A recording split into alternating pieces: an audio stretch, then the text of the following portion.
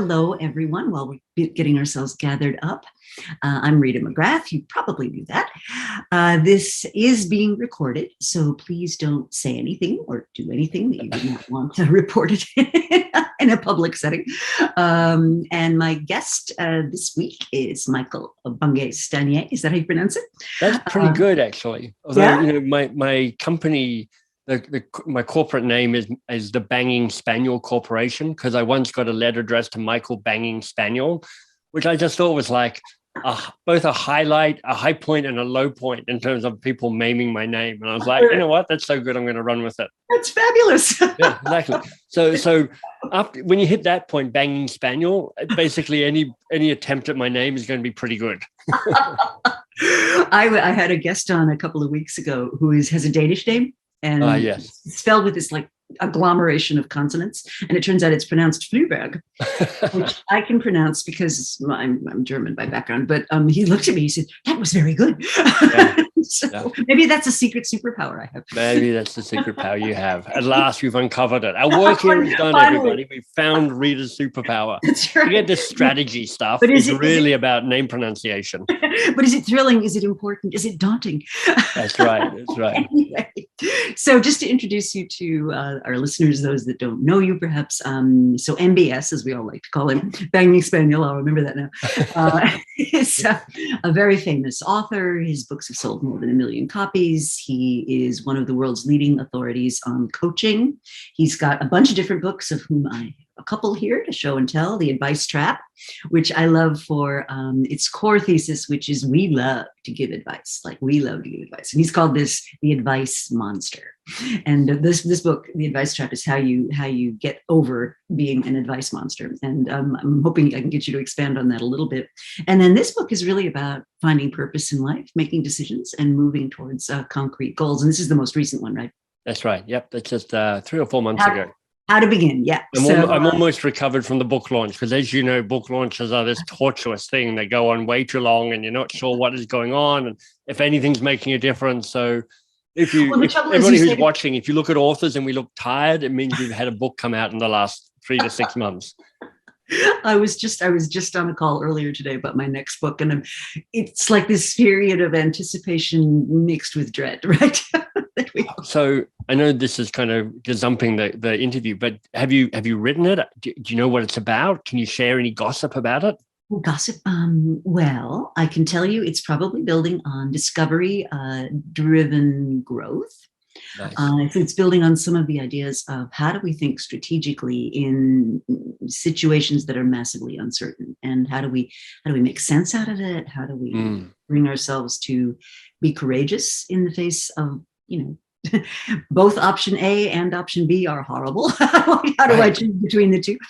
So, I think it's going to be around those themes, because that's what people are asking me for. How do I think about this, right? So that's fantastic. And, the connection to the stuff I write about in part is in times of uncertainty and ambiguity, the hunger to rush in with advice and decision-making is stronger, because there's just one part of your brain going, stop the pain, stop the ambiguity.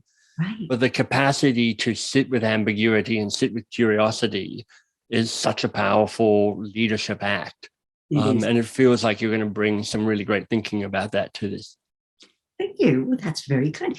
Well, so let's just, for people that don't know you, and I don't know that that's possible, but for people that don't know you, so that's very flattering, but so inaccurate. But okay, we'll go with that delusion that everybody knows who I am. So you started off as the hippie in your class of Rhodes scholars, and you decided not to take the path of what would have been pretty well-greased skids to, white male privilege, global domination, and you decided to do something else. So tell me a little bit about that choice and what that's led you to. Yeah. I mean, I had a few really lucky breaks. The first was actually becoming a Rhodes Scholar. And that was a lucky break for 2 reasons, really. 3. One is you being a Rhodes Scholar is a fancy thing, and immediately kind of you have a little invisible garland that you wear for the rest of your life. So that's cool. But really it helped because, first of all, I was studying law at my university in Australia. And just because of momentum, I probably would have become a lawyer, and an unhappy lawyer, because I was literally I left law school being sued by one of my professors for defamation. So it really wasn't going well. So being a Rhodes Scholar took me how do you do, was that like a deliberate strategy? I mean, how does that happen? Somebody once said to me, Michael, you have a gift for throwing yourself on landmines. And I was like, we were protesting against a particular professor who was teaching a point of law and just using an inappropriate way of teaching it, using actually a story of a woman getting raped, which wasn't necessary to describe the point of law. So me and some others made a fuss about it, and the response was to sue me for defamation around it. Anyway, it all went away in the end, but all of which to say I stopped being a lawyer, which was wonderful. Met my wife at Oxford, which was also wonderful. And then when you're a Rhodes Scholar, you're courted to be hired by fancy companies like McKinsey and Bain and BCG, all these kind of big consultants.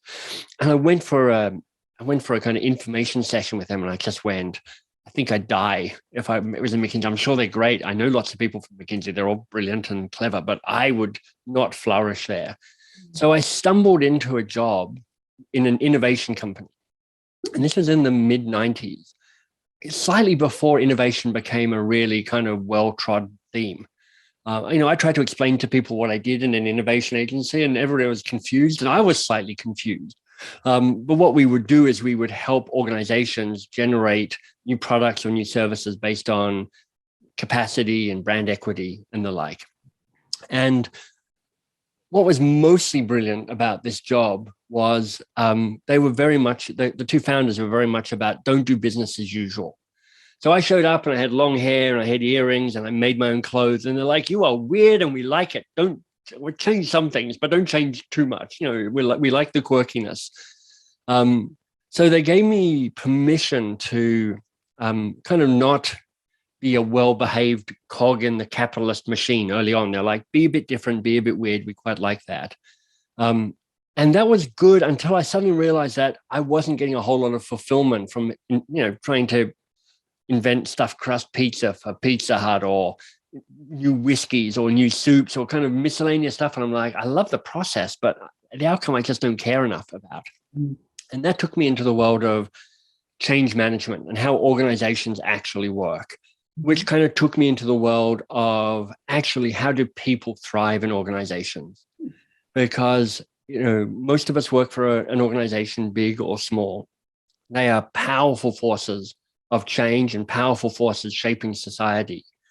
And there's this tension in organizations, which is we need to make our money and we need to make profit and we need to survive and we need to be efficient and we need to get stuff done. And that requires a certain structure and strategy and process and discipline. And then you've got messy human beings who are like, just keep screwing it all up. And what often happens is the messy glory, brilliance of the human being gets tamped down to fit with the organization needs. And I'm like, I want people to thrive within the context of organizations. So that kind of takes me to a lot of the stuff that that's the soil out of which a lot of my work grows from, which is like, how do you help our organizations thrive and our people thrive as well? And so did you go out on your own at that point, or were you with another kind of organization? Yeah, well, I moved to this OD, organizational change consultancy, and I was in London for a while, and then they were setting up a new shop in the US. So I was like, I'll be part of that. So I went over with a small group and we set up a company, and that was great because we had a big US client, AstraZeneca, and when AstraZeneca was becoming AstraZeneca. So we were part of the merger stuff with them. And we're like, this is great. And at the moment, we're flying back and forth from England to Philadelphia to do this. So we arrived and we set up an office in Boston. And about 4 days after we finally set everything up, they fired us. So we're like, oh no, it's a disaster.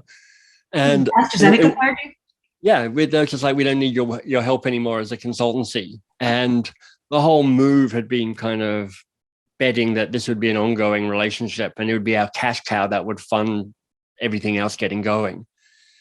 And so, I can see this more clearly now, but I see now that we showed up and we didn't have a we didn't really have a unique selling point as a consultancy. We didn't really have IP or something that we really stood for. We didn't know anybody. We all had British accents or Australian accents. We were all a bit weird. So we had 2 years of just struggling to get by because we had a whole lot of infrastructure and costs, but we needed to be a scrappy startup, and we didn't have anything really. So after 3 years of that, I left there. I got a job up in Canada. Very excited, never been to Canada before, so I somehow lined up a job, and my flight out of Boston was on 9/11. So exactly, so all sorts of stuff is going on there. The least important of all of that was me losing my job. My consultancy is like, the world has turned upside down. We're not hiring anymore. So after getting a short job as a kind of bridging job, attempting to help an organization bring an external branding project internally to shift the culture. So I spent 9 months trying and failing utterly to make any difference there. Because again, I showed up and I had no influence. I had little control. I finally got fired from that job and almost exactly to the day 20 years ago, because Box of Crayons started July 4th, 2002. I went out on my own. And Rita, my initial business model was find somebody with a pulse and a wallet and see if you can do something. Because I'm like, I was new in Toronto. I didn't know anybody. I had an assorted miscellany of skills. But over time, I got clear on actually the thing that I cared about and the thing that I thought had some resonance in the marketplace, which is how do you help organizations actually help their managers and leaders be more coach-like? Because I thought it was a really important leadership skill and change technology. And I thought it was being done really badly. And that's what Box of Crayons turned into, which is focused around helping organizations shift from advice-driven to curiosity-led.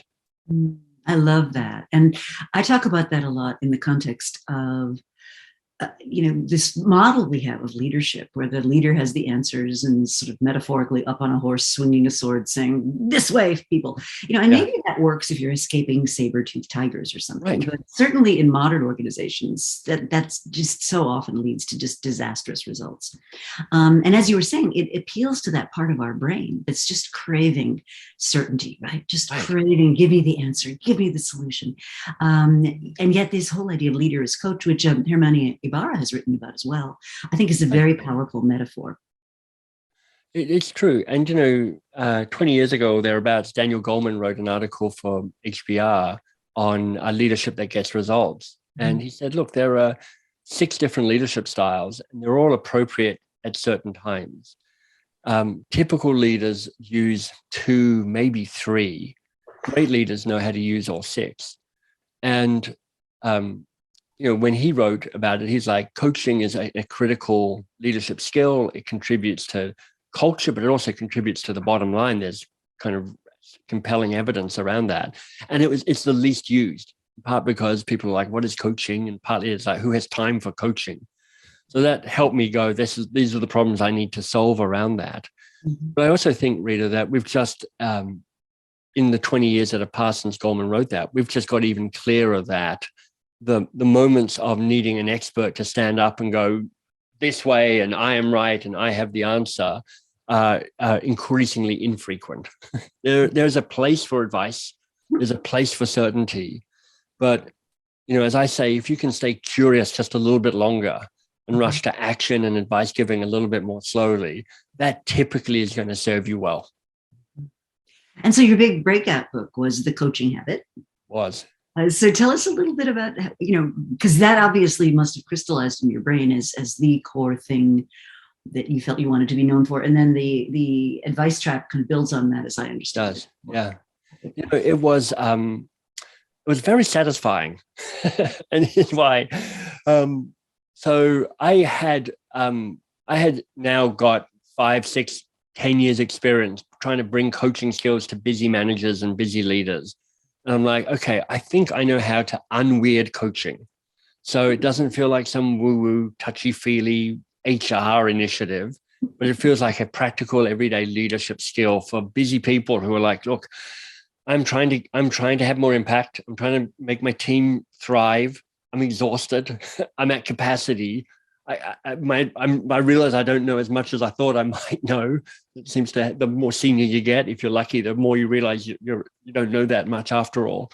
And so I was like, I've got something important to teach here, something that could be really helpful. So I went to the publisher, the New York publisher, who I published another book with. I went, here's my book. And they're like, amazing, go write it. So I wrote it, and they came back and they went, we hate it, but we like you, go write it again. I'm like, okay. So I went away and wrote it again, and they came back and they're like, we hate it, but go write it again. And I'm like, oh God. So I went away and wrote it again, and I went, we hate it. And this, I literally wrote 6 or 7 versions of this book. And in doing so, got more and more confused as to what I was trying to do, because I was now trying to please the publisher. I was just trying to get them to say yes. And, I had a dark night of the soul or two. And then I finally went back to them and went, look, I really know what this book is about. It's like 7 essential questions that make coaching unweird for people, and a way of actually making it an everyday way of showing up. So this is the offer, take it or leave it. And I was like pretty sure they're going to take it, because, my last book had sold 100,000 copies, which is pretty good. And I was really clear on the vision for this. And they went, no, we don't want it. And I was like, I was gutted, Rita. So I was like, oh, what am I going to do? Because I really think this is a good book. So I sat with it for a bit. And then I went, what, I'm going to just self-publish it. But my commitment to it was to self-publish it as a professional. So I'm going to hire a designer. I'm going to hire an editor and a copy editor. And I'm going to really put out something that you can't tell the difference between a regular published book and whatever this was.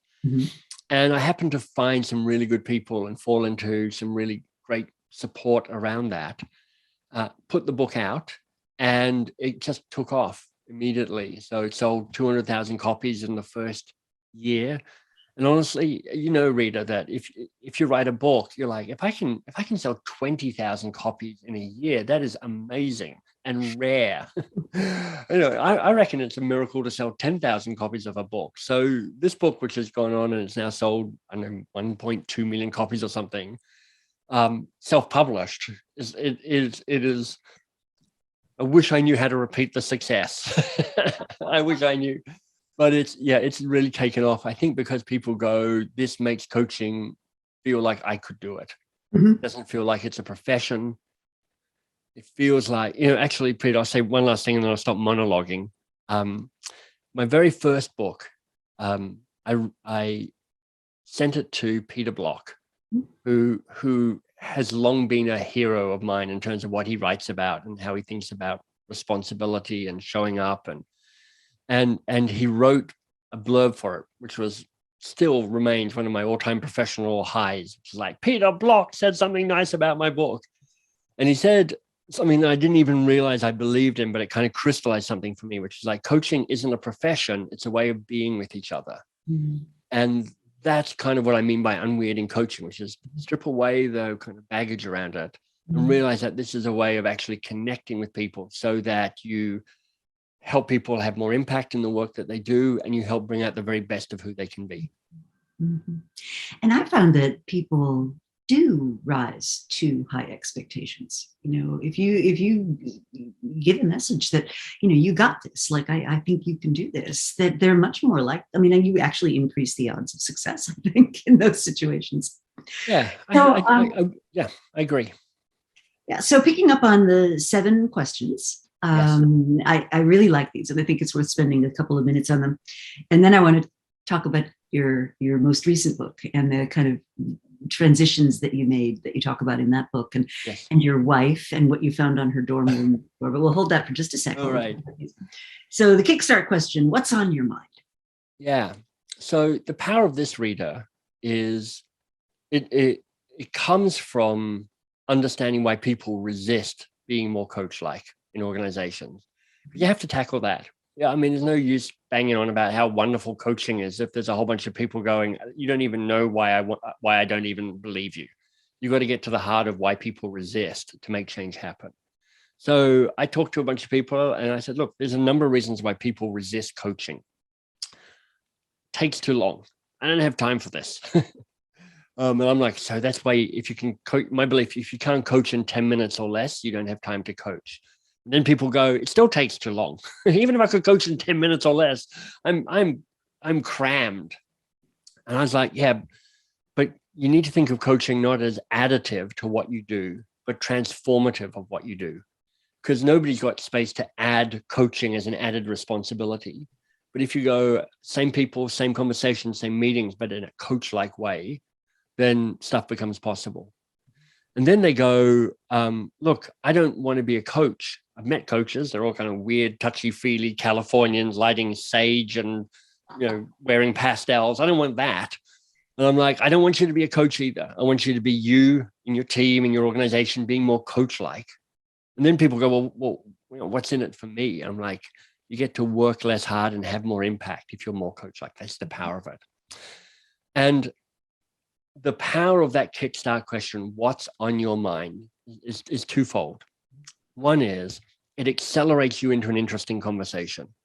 It actually says, let's get to it.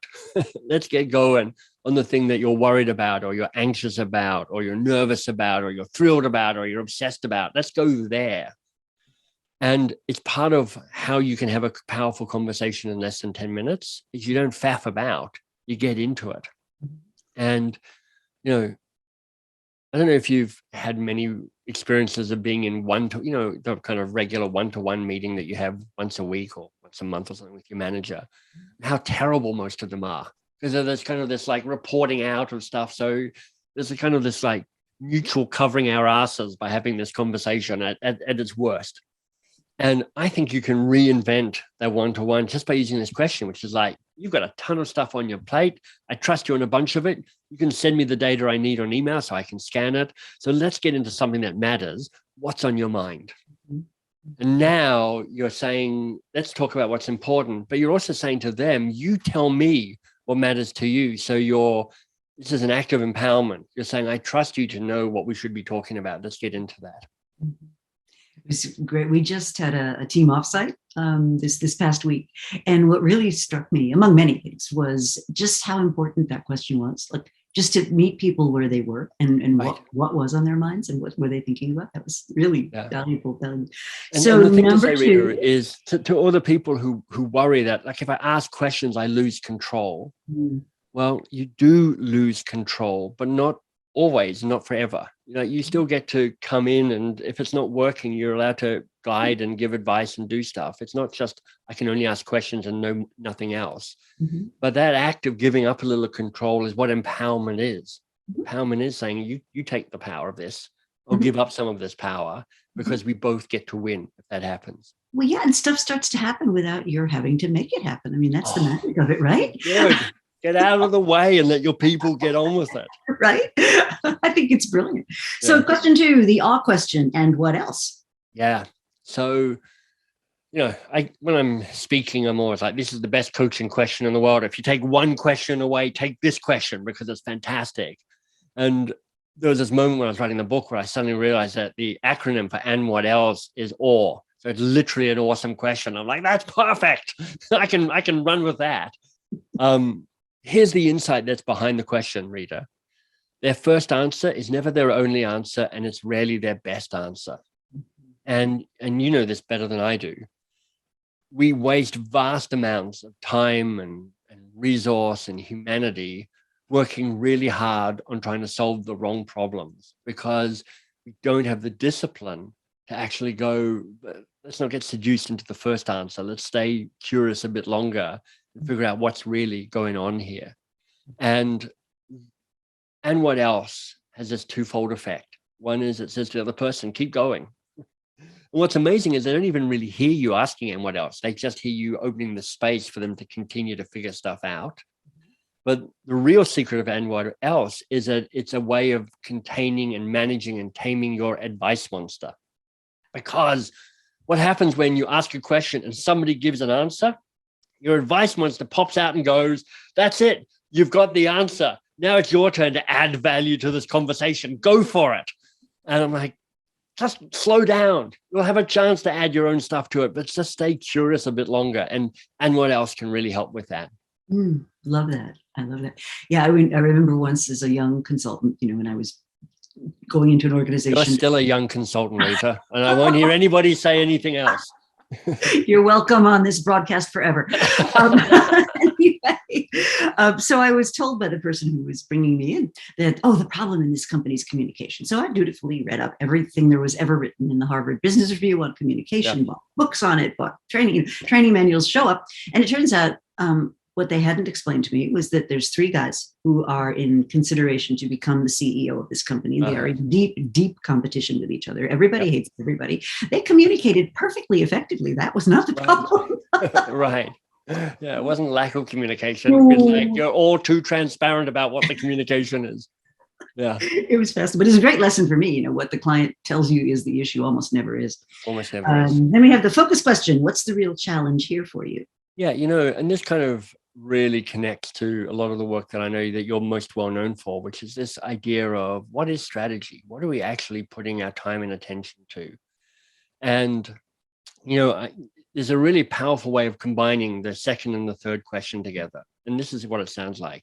This is a script that you can literally take away and use with the people that you manage and work with, the folks who are listening. You go, all right, so I hear what's on your mind. Great. What's the real challenge here for you? And we'll unpack that question in a minute, but just let me show you how this works. And then they'll give you an answer, and it's not their only answer. It might not be their best answer. So you go, great, what else? What else is a challenge here? And they'll give you another answer. And then you go, great, what else? What else is a challenge here? And now they're like sweating slightly because they're like, you're really making me think about this.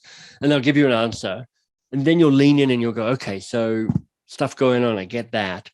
What's the real challenge here for you? And it's transformative. And that question, of all the 7 questions, Rita, this is the one where the construct of it kind of is most important, because you could just ask, what's the challenge here?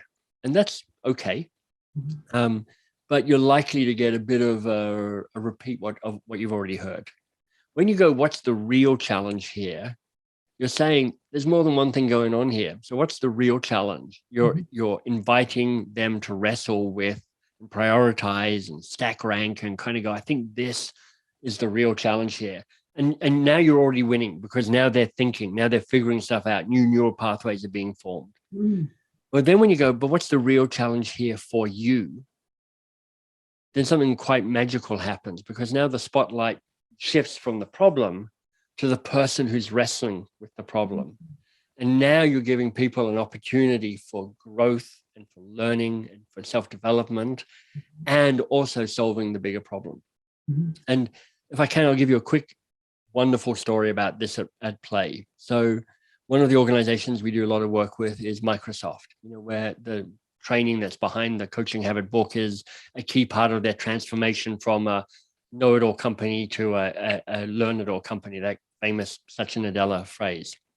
And I had the great pleasure and privilege of coaching the man who was the head of sales for Microsoft. So, reported directly to Satya, had an organization of 200,000 people.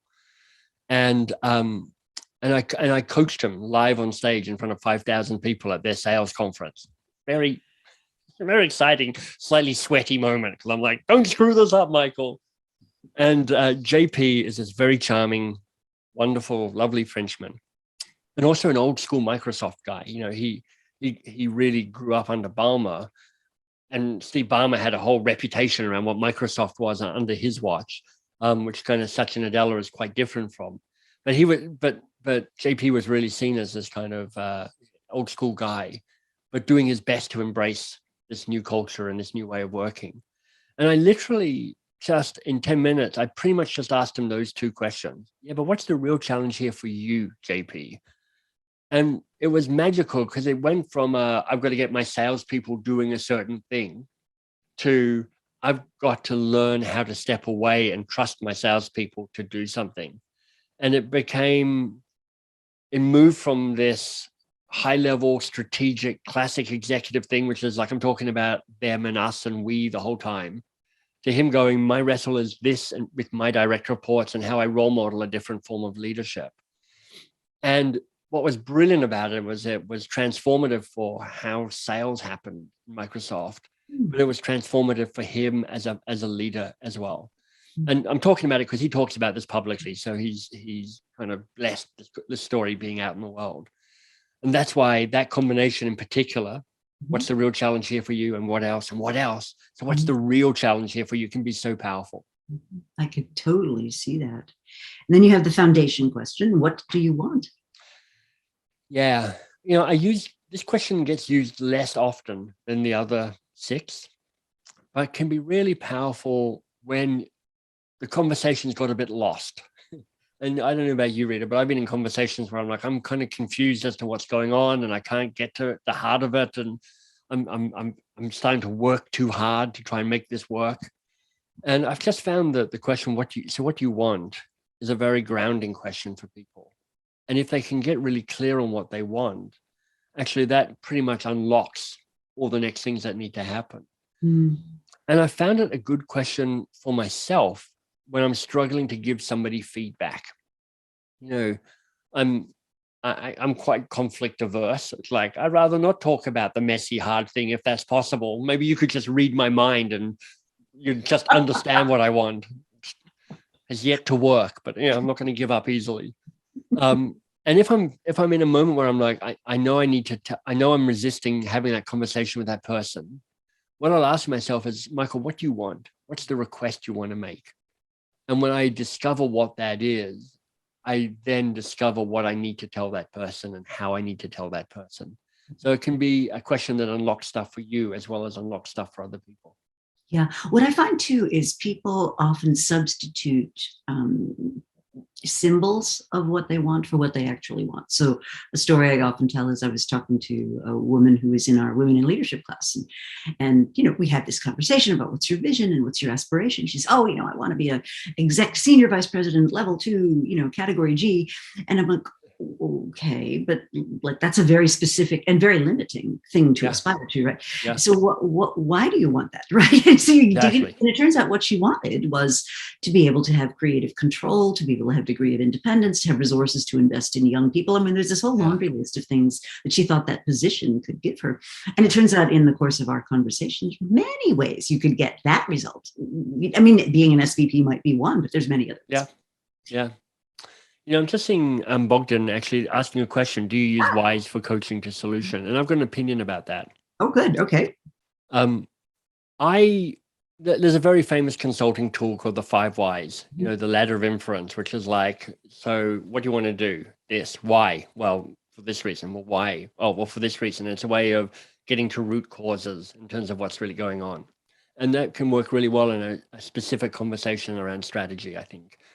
But I find that in everyday conversation, when you ask somebody why, it's a fraught word to start a question with, for a couple of reasons. One is it's actually quite hard to get the tone right, because why do you want that can sound quite a lot like, why the hell do you want that? So it can come across as a little kind of aggressive or assertive or judgy.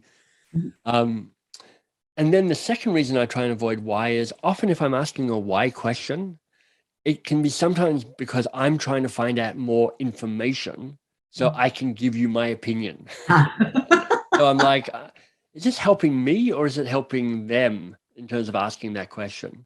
So my bias is to almost always try and ask a what question, because it's a little less loaded, a little less weighted. How questions are really good once you know what the challenge is, because then you can move into action around it. But what questions are the most neutral way of asking a question that keeps the conversation most open?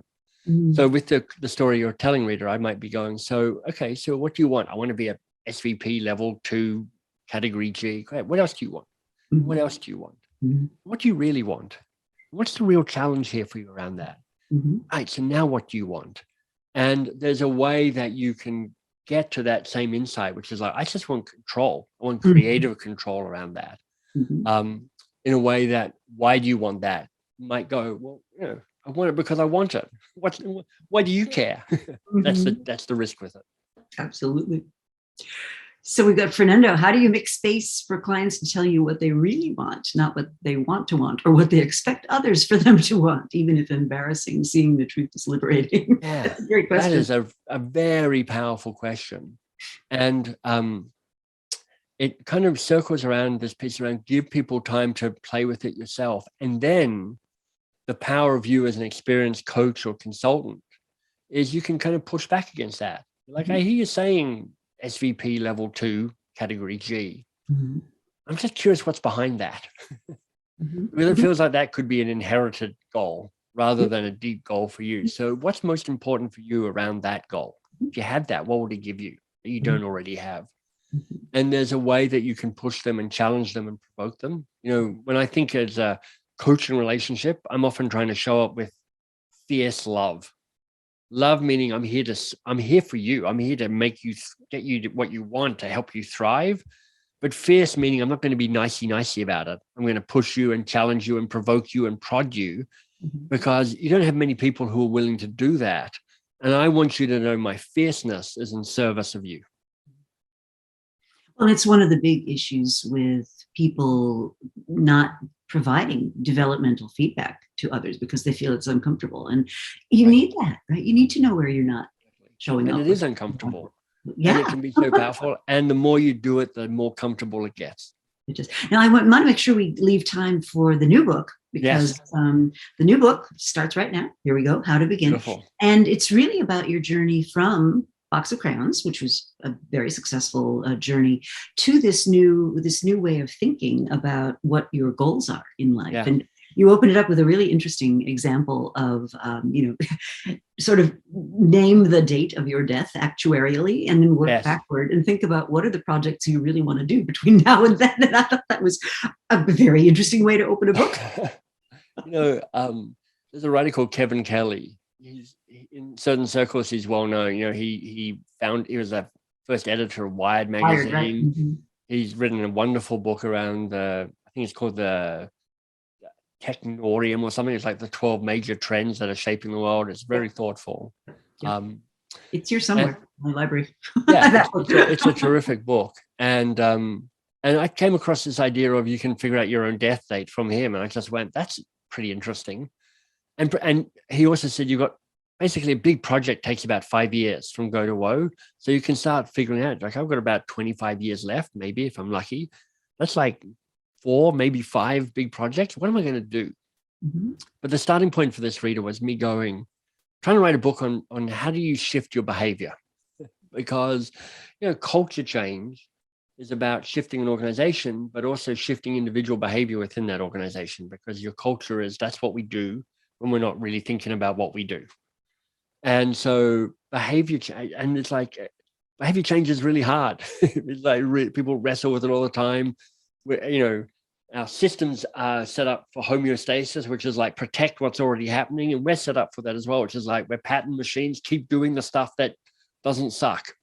And I was like, what breaks people into a new way of being? And I came across, I wrote this phrase and I liked it when I wrote it, which is like, we unlock our greatness by working on the hard things. And I'm like, so how do you help people work on the hard things? How do you help people find that and name it for them and give them the courage to pursue that? So then, to my surprise, I found myself writing a book about goals. Because I'm like, I wasn't thinking that's what this book was about. But this idea of saying, all right, rather than SMART goals, which the more I thought about, the less enamored I got. I'm like, I can't even remember what all the letters stand for. Specific, measurable, actionable. Well, see, that look on your face is the look everybody gets on their face, which is like, I'm pretty sure what these are, but I'm not entirely sure. And I've actually seen the list, which is like each one of those letters has 3 to 5 plausible words that could fit there. So you're kind of like, I kind of think I know what they are. But the real challenge with SMART goals for me, Rita, is it's all about tying it down and neatening it up and making it measurable. And if you don't have the right goal, you're polishing a turd. It doesn't matter how smart they are if you're not working on the right thing. So this idea of a worthy goal is, how do you find something that is thrilling, lights you up, is meaningful for you? How do you find something that's important, serves the bigger game, serves the bigger goal, gives more to the world than it takes? And how do you find something that is daunting so you keep learning and growing and finding your edge? And as you know, Rita, in organizations, you've got a twin strand of DNA. It's the strategy, the stuff that we do, and it's the culture, the stuff that the who we are. And in thrilling and important, you've got the culture, the me of it, the best of me, and in important, you've got the strategy, what serves us best. And then in daunting, you've got the engine to keep growth happening, so you don't plateau, so you don't stagnate. So that's what comes at the heart of this book, which is like, how do you find the worthy goals for you and the people with whom you work, so you can unlock your greatness and you can have more impact in the world. Mm-hmm.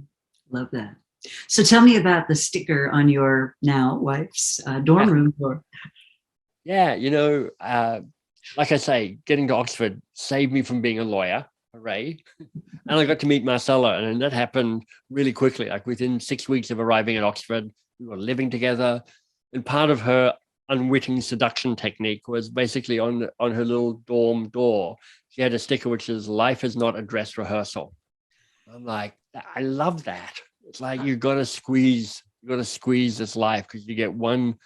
I mean, I'm an atheist, so for me, I'm like, I've got this one dot of light, and then there's just darkness stretching on in infinity. So I'm like, make the most of this bright moment in the light, because you won't get this back again. And that is part of, you can see that thread coming through in a book like How to Begin, which is like, it's not a dress rehearsal. So you got X number of years left. You can figure it out if you want. So how do you make the most of those years so that you can come to a moment where you're like, I don't have any regrets about how this life played out? Mm-hmm. Well, and I think that's something that is actually in the zeitgeist at the moment, right? And, the pandemic, the disruption of routines, the recognition that some things we'd taken for granted, global world order, the state of racial relations being what they were, the fact that we have these supply chains where I can order a dongle from Vietnam and it arrives in my house in Connecticut in 2 weeks, all these assumptions just kind of being thrown up in the air. And I think a lot of people are now really hungry for the answer to that question. So the book is really structured in terms of finding this sense of meaning and purpose. And what I like is also that you've got, I don't know if I can see, I love this little Gantt chart, or what do you call it? The pie chart. A Venn diagram, maybe. Yeah, which is a little too obligated, a little too self-centered, a little too comfortable. Worthy goal, which I thought was a really nice way of framing it. Thank you. So, Box of Crayons, I met you, I think the first time you had me on some program that you were running. That's right. This would have been around the time of my 2 books ago, I think, or maybe even 3. That's right. And that was really your life's passion for a long time. You built it into a pretty cool organization with a whole bunch of people, and that's right. And then you made the decision to leave. So maybe play that out, because that's hard, right? It's a hard thing to grapple with. I'm sure it wasn't something you decided on overnight, like on a whim. I mean, it must have been something you gave a lot of thought to. Yeah, so the story here starts at actually the restaurant I went and had dinner at last night. I was actually in the very seat I sat in last night. But 8 years ago or 7 years ago, I was sitting in this restaurant. It's a pizza restaurant in Toronto called Defina on Roncesvalles.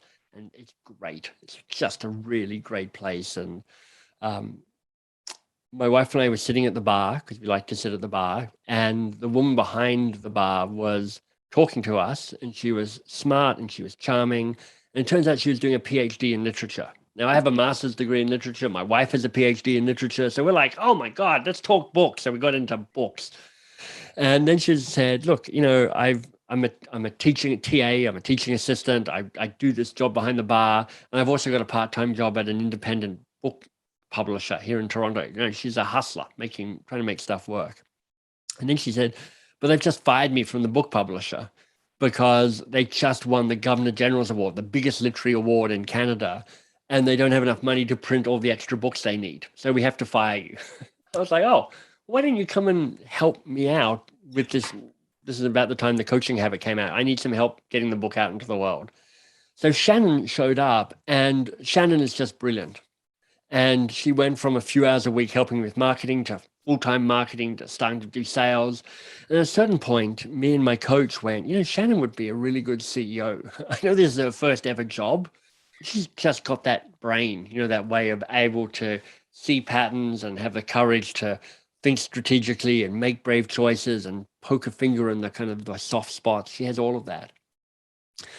And so at a certain point, I went, two things are happening. First of all, I'm discovering that I'm not a very good CEO. I'm just, I get by a certain amount of self-deprecating charm and good luck. But honestly, it doesn't play to my strengths. And also, I don't get to do the stuff that does play to my strengths, which is to think and to write and to try and make complicated ideas practical and accessible for people. So my coach and I decided that we should see if Shannon wants to be the CEO. And she was like, well, maybe. Yeah, I'm up for that. I'm a little daunted by it. And I'm like, me too. And then I did a bit of asking around from other founders. And I just discovered that almost every founder transition is a disaster, because founders are people like me. We're erratic, we're divas, we're good at some stuff, we're terrible at some stuff. We mostly want to stop being involved in everything, except for the things that we still want to maintain control over, which will then come in and sabotage the whole thing. So we set up a process to really think about the transition. And it was a 2-year process. We hired a coach who was our transition coach, not my coach, not her coach, but our coach. And we spent a year leading up to the moment she became CEO, and then a year following it, mostly Rita to stop me screwing it up, to stop me coming back and meddling. Because you're right, there's a degree of me giving up something that was very fundamental to who I was, and something I'd spent 18 years shaping and crafting and inevitably putting my DNA into all of that. And even though I'm not really the face of the company, I kind of still am the face of the company. So it took a bunch of work, and it needed a coach. It needed a 2-year commitment. It needed a bunch of structures where we were really clear what I could and could not get involved in. So we ended up agreeing that the only 2 decisions that I had to make were, can I fire Shannon? And can I sell the company? Those are the 2 decisions that are mine. All the other decisions are hers, including the right to have the company fail. It's her, if the company fails, because companies fail all the time, that's her right. She's the CEO. This is her company. So we had to get to that place where we're like, you're not minding Michael's company, you're running your company. And that took a certain amount of work on both of our sides to understand what that looked like and what that required. I would imagine there were maybe 1 or 2 moments of backsliding. There were, but nothing too tragic. Nothing too tragic. In part because I'm quite forward focused myself, so I'm not too sentimental about it. I quite like the next adventure. And partly because we have a question we ask each other, not every time, but most times, which was, what needs to be said that hasn't yet been said? And it was a question that allowed us to talk about the stuff that was an undercurrent and risked destabilizing us too much. So we could bring up the half-truths or the half-sense things, or I can't put words to it yet, but there's something here. And that commitment to a vital and repairable relationship through things like, what needs to be said that hasn't been said, just allowed us to adjust pretty quickly when I was backsliding. I love that phrase, what needs to be said. Write it down. Yeah, it is an invitation to say the unspoken things. And for me, it gave me courage to be more honest than I would have otherwise been. And so I guess in this current moment where there is so much uncertainty and where we have this notion of the great resignation, so many people have really just said, this thing I was sleepwalking my way into before all this stuff happened is not the thing I want to do anymore. Like, I don't, even if I could go back, I don't want to. Right. And do you have guidance for people in that kind of moment? Because I think a lot of people are exhausted. They are burned out. They are feeling, the weight of the world. They're very uncertain. And we know uncertainty can be something that causes you to freeze. Do you have kind of guidance? Would this book be helpful, do you think? It's a very big question, Rita, because it so much of it depends on how you are resourced or not, in terms of what capacity you have to shape some of this stuff. And there's no doubt that the idea of setting a worthy goal is easier if you've got resource, and not just money, but also social structures and support and all of that can make that easier. I think it's a really powerful moment to say, what am I doing? What am I doing? And what might I do differently? And, for some people that can mean creating a bit more of a portfolio career where you're like, what? I can't get all my meaning from one thing, or I might not be able to get all my money or resource from one thing, but maybe there's a way of combining things to say, how do I build a life that gives me what I need in terms of both resource and meaning and community? It's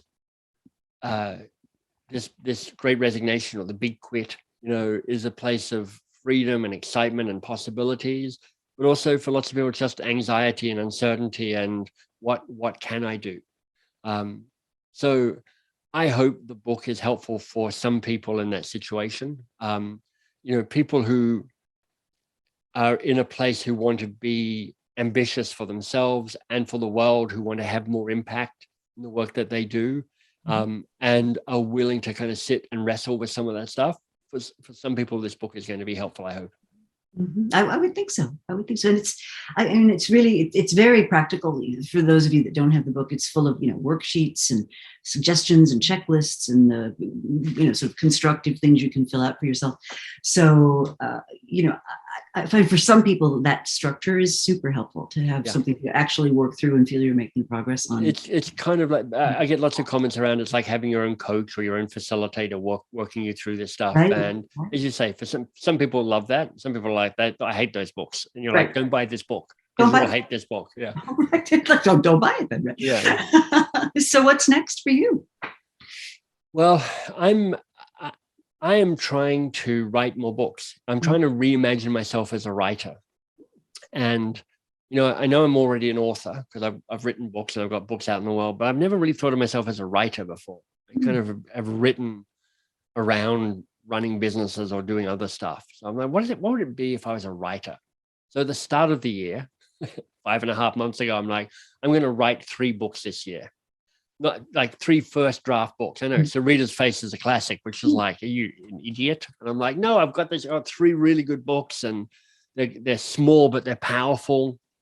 Anyway, so I'm halfway through my time, and so far I've written about 500 words of one book. So I'm like, I'm a little behind. But my first draft of this next book I'm writing is due in 6 weeks' time. So I've got a sense of what it's about. It's about how do you build. It's a little bit like the conversation we're having around Shannon, which is like what needs to be said that hasn't been said. It's a book about how do you build relationships with the people with whom you work that are more vital, more vivid, and more repairable. Because I think, that well-known saying that people leave managers, they join organizations, but they leave managers. It's like, so don't be that manager. Let me give you some tools that will make it easier for you not to be that manager. Well, and this is a big issue. I mean, I forget the latest statistics, but it's something like 32% of people are not engaged at work. And this is just American statistics. Globally, I think it's like 20%. They're just checked out. And it's that direct report. It's, yes, to some extent it's peers as well, but it's mostly that relationship with the person, who's got a lot of power over you, how you spend your day. Well, I figure if I can help people find goals that light them up, find a manager that has a strong relationship with them, and then has coaching that both moves the relationship and the goals forward, I'm giving more people a better chance of thriving in their organization. Absolutely. That's great. So obviously our listeners can buy the book. That would be a good place to start. You've got a great website with all kinds of content on it. Thank you. Is there any other place they should go to learn more? Well, yeah, the website is mbs.works for particularly the stuff around how to begin and the goals. And if you're into organizational change and training, then boxofcrayons.com is the website for that. And then you can find me in all sorts of places. You might be interested in a TEDx talk that I gave called How to Tame Your Advice Monster. I gave that a couple of years ago. And it's just talking through in a little more depth around what are the 3 advice monsters and how do you recognize them and how do you tame them. And Rita and I talk too much. So Rita and I ran out of time to talk about that. But if you're interested in that, check out the TEDx talk. Well, I love the idea of an advice monster, and that it's often the least productive thing you can do in an interpersonal conversation, which is a bit counterintuitive. You think you're there to be an expert, and you're actually there to do something much richer, which is to get at the essence of the issues. And you don't get there by thrusting yourself in the middle of it, which I think is a very practical takeaway from the first couple of books. Well, it has been an absolute pleasure. Thank you so much for making the time to join us. Thank you all for listening, and to be continued, I hope. Beautiful. Rita, it's lovely to see you again. Thanks for your time.